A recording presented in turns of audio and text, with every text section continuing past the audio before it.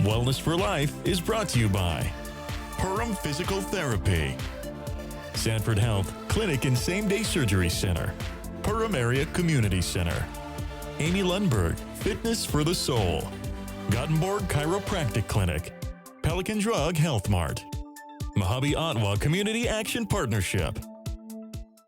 Hi, Amy Lundberg here with Fitness for the Soul TV, where we work on helping you become more energized, feeling better, and getting your life back, and enjoying your life, being happy in your life. And one of the things that many people come to me with is always around just stress, feeling stuck in their life, overwhelmed, depleted, and they kind of are looking at how can I lose weight, and how can I, what can I do with nutritionally, with my health to help me feel better. And so one of the things I share with them, especially with my emotional eaters, this is a great tool for emotional eating, and I've taught it for years and years. And it's something that you just internalize and can just do it without eventually not even thinking about it. But one of the things I teach is the hunger scale. So one of the things about the hunger scale I'd like you to imagine your stomach as a gas tank. And E is empty at a 0, and F is full at a 10, okay? So when we are doing 0 to 10, you're gonna look at how empty or full your stomach is. So if it's at a 0 to like 1, that typically means you're more ravenous. You're like, when you get home from work, nothing is stopping you from going right up to those cupboards, grabbing and finding the quickest thing to eat because you need food. You're starving.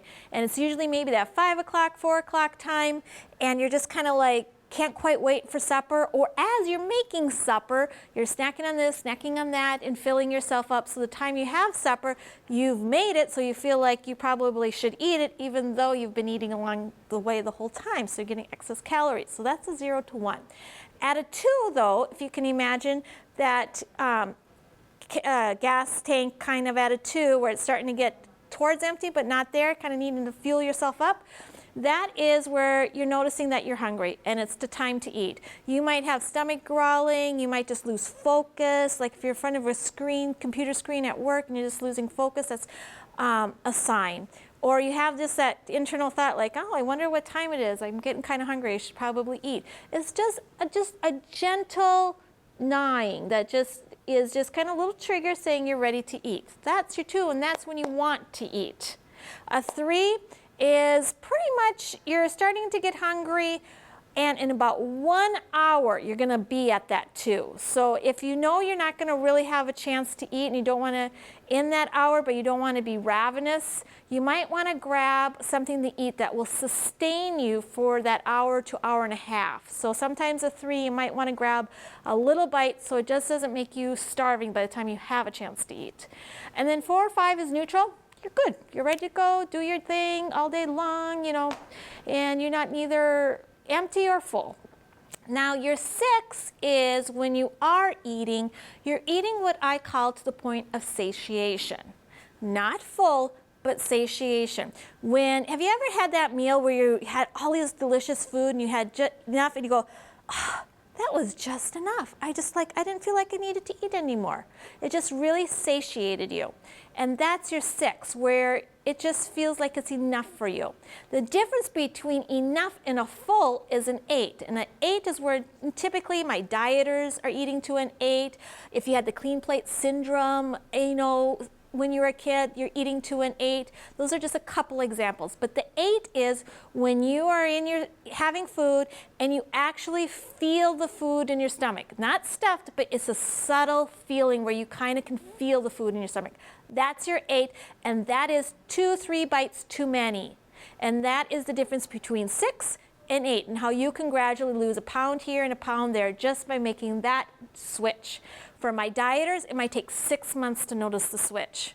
And then your 9 and 10 is your Thanksgiving dinner where you are just stuffed, overfulling, and I know you know what that feels like. Okay, so that's the hunger scale. So just take this time and see where your 2 is, and see where your 6 is, and see where your 8 is, and know the difference. And eat till a 6 and start at a 2. Take care. It's Amy Lundberg. Make it a great day.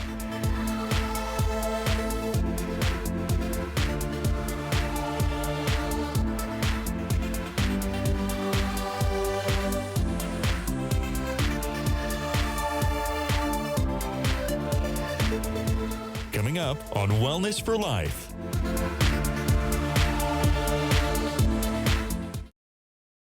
Hello, I'm Matthew Kaufenberg, physical therapist and owner of Purim Physical Therapy. Today we're going to continue our three-part series on night pain, discussing specifically the hip. There are two sources of pain at the hip that can cause pain at night. One of them is called the bursa, and the other is actually some deep hip muscles. Now, if any of you are suffering from night pain, it is highly recommended that you do talk with your doctor to try to determine that source of that pain. If that pain is musculoskeletal, a physical therapist might be able to help. Now, the pain that we're talking about today is called hip bursitis. That pain really lies right on the outside of that hip, and it can come down the outside of that leg at times. And usually what happens is people just struggle lying down on that side, and it just becomes incredibly painful to sleep because they can't lie down on that side. So if we look a little closer at the anatomy, I'll just do a quick drawing here. This triangle is going to represent that pelvis, and then the lines down here are going to be that leg bone, also called the femur. The bursa itself, in essence, sits right here. So this blue is going to represent that bursa. And what will happen in this condition is that bursa will get irritated, it'll get inflamed. And there are a couple of reasons why it'll get inflamed, and I'll get to that in a second. The muscles that sit in that area are some deep hip muscles that run right along the rim of the pelvis, and they wrap themselves around, and then they come also into this direction and attach into that long leg bone called the femur. Now, the reason for this particular pain is, one, that bursa can get squished, or that bursa can get really highly irritated. And that'll usually happen in a condition called lateral pelvic tilt. What I mean by that is when we walk, what'll happen, when we put weight down onto one leg, we have to have enough strength in our core muscles. We have to have enough strength in our stomach and these deep hip muscles to keep our pelvis level. If there isn't enough strength, what'll happen is that pelvis will tilt. It'll tilt laterally. So again, here's the pelvis. It is now tilted in this direction. And if that happens, we now have the bursa that still is sitting here. But those muscles that run on the outside here now have been really stretched. And when they get stretched, they do this. They basically collide right into that bursa. And that bursa then becomes irritated and it becomes highly inflamed. The other source of pain in the hip at night is going to be these muscles. Those muscles, number one, are getting stretched a little too much here, but also what will happen if there's a problem at the foot, if people have incredibly flat feet, what will happen is this bone, this large femur bone, will actually rotate in a direction that you don't want it to. So what will happen is this bone will rotate inward.